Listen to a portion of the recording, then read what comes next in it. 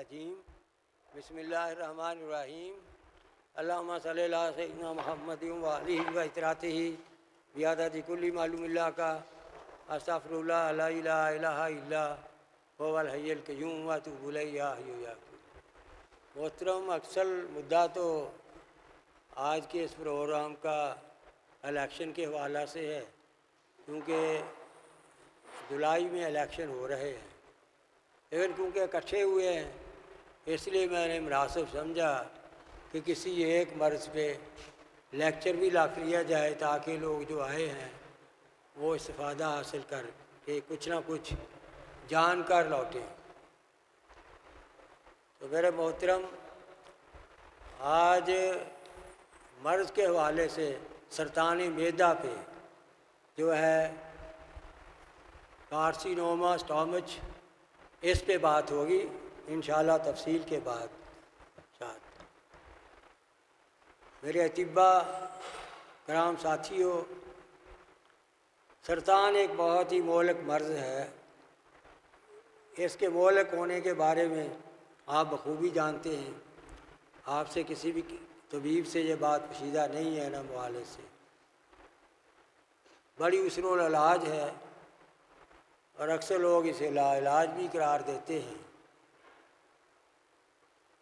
یہ زیادہ تر امریکہ اور برطانیہ میں پائی جاتی ہے،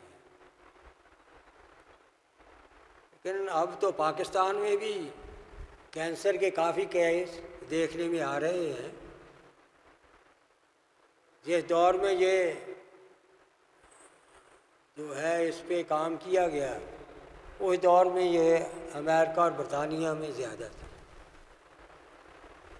اب تو دیگر ممالک میں بھی یہ کافی صورت میں سرطان معدہ یا دیگر سرطان جو ہیں وہ پھیل چکے ہیں۔ لیکن میرے محترم، یہ سوچنے کی بات یہ ہے، میں کوئی کمپیریزن نہیں کر رہا، لیکن یہ بات میں اس لیے کہنا ضروری سمجھتا ہوں کہ طب کو ادنا درجے کی سائنس گردانا جا رہا ہے، اسے ایسا ثابت کرنے کی کوشش کی جا رہی ہے۔ یہ نہیں میں کہوں گا کہ یورپ میں یا دیگر ممالک میں، بلکہ ہمارے ممالک میں بھی، ہمارے اسلامی ممالک میں بھی کچھ ممالک میں طب بین ہے۔ انہوں نے اسے ناقص سمجھا تو بین کی نا، اگر وہ اسے ناقص نہ سمجھ تو کیوں بین ہوتی؟ وہاں سعودی عرب جہاں یہ پروان چڑھی وہاں بھی یہ بین ہے۔ تو پاکستان میں یہ بین نہیں ہو پائی کیونکہ اطباء بہت مضبوط رہے ہیں ہر دور میں، یہ راجوں مہراجوں کا ہر طبقہ کا علاج معالجہ کرتے رہے، اس لیے یہاں ان کی وہ سازشیں کامیاب نہیں ہو سکیں۔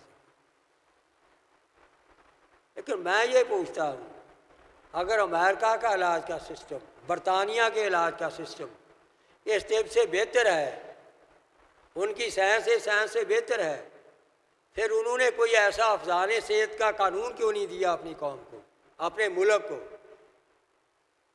جس افزان صحت کے اصول قانون کے تحت وہاں جو کینسر کی کثرت کم ہو جاتی، ختم ہو جاتی۔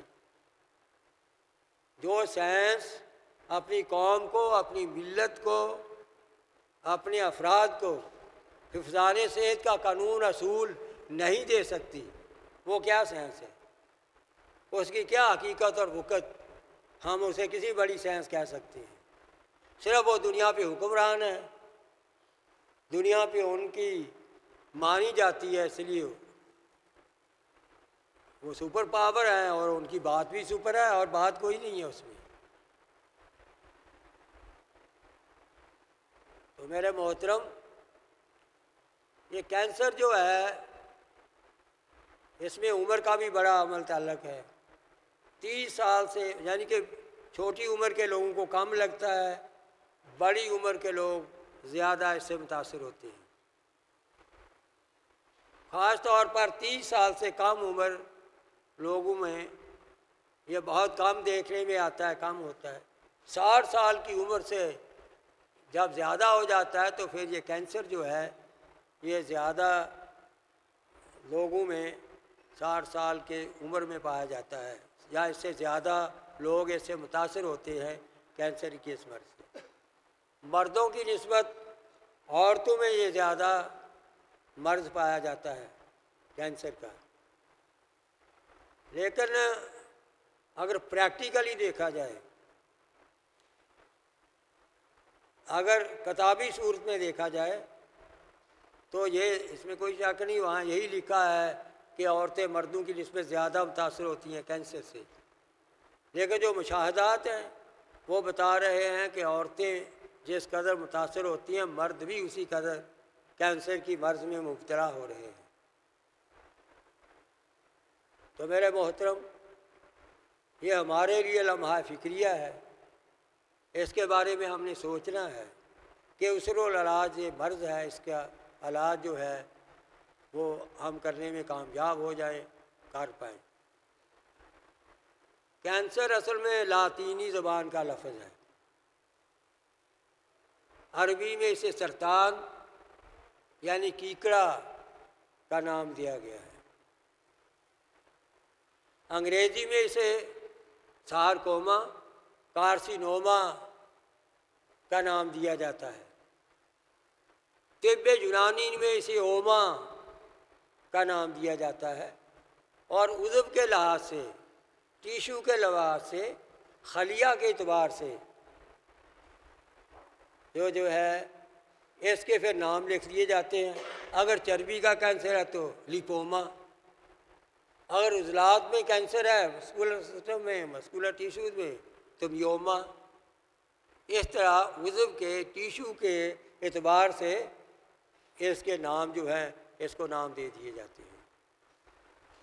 تو میرے محترم، کینسر ہے کیا یہ جاننا ضرور۔ کینسر بیماریوں کے اس گروپ کو کہتے ہیں جس میں خلوی خلیات کی تقسیم جو ہے اس میں بے قاعدگی، اس میں غیر طبی، اور اس میں بے قابو خلیات کے ہو جانے کی صورت جو ہے یہ طبیعت کو متاثر کرتی ہے، تو ایسی حالت جو ہے وہ کینسر کو انڈیکیٹ کرتی ہے۔ ویری بریف، خلیات کا نارمل صورت سے اب نارمل صورت میں بدل جانا، جینیاتی طور پر ان کا جو ہے حلیہ بدل جانا، بگڑ جانا جو ہے، اور پھر ان کا اکٹھے ہو کر اپنی پیدائش کو بڑھاتے جانا خلیات کا، 1 سے 2، 2 سے 4، 4 سے 8، 8 سے 16، جب یہ خلیات اب نارمل غیر طبی بے قابو خلیات جو ہے جب یہ اکٹھے بڑھتے جاتے ہیں تو وہاں ٹیومر، رسولی، صلاح، اس قسم کی چیزیں پیدا ہو جاتی ہیں۔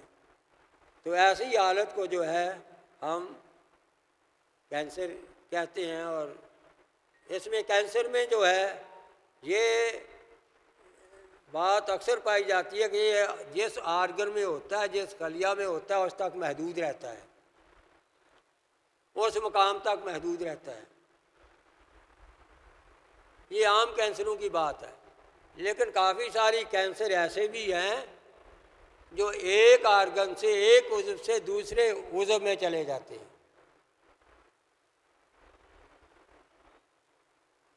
کیسے چلے جاتے ہیں؟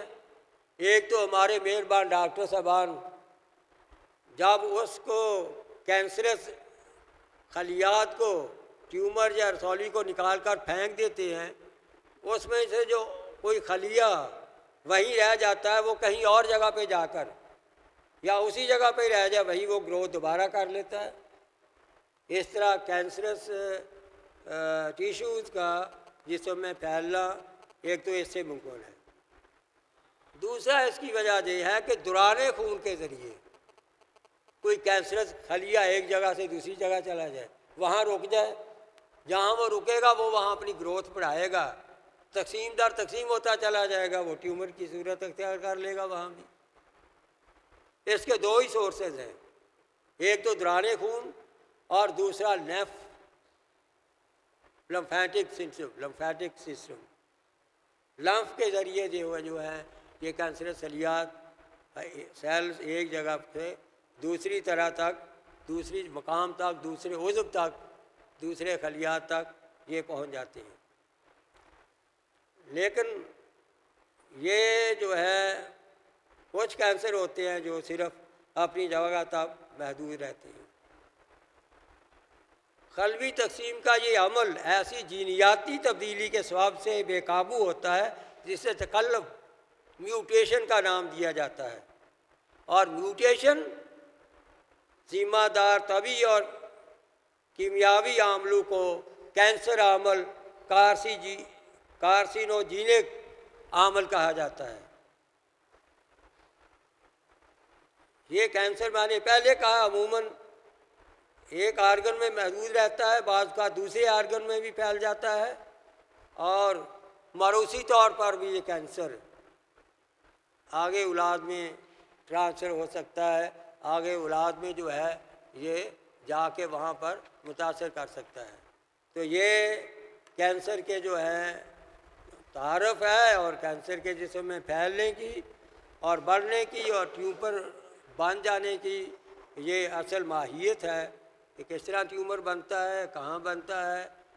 خلیات کے بگاڑ سے بنتا ہے، خلیات کے بگاڑ میں ان کی بناوٹوں میں، ان کی بافتوں میں، ان کے خلیات میں جب طبی حالت نہیں رہتی، غیر طبی ہو جاتی ہے، وہ اب نارمل ہو جاتے ہیں، تو وہ جو ہے وہ بڑھتے بڑھتے کینسر یا ٹیومر کی صورت اختیار کر لیتے ہیں۔ یہ بریف ہے اب تک اس بات کا جو میں نے بات کی ہے۔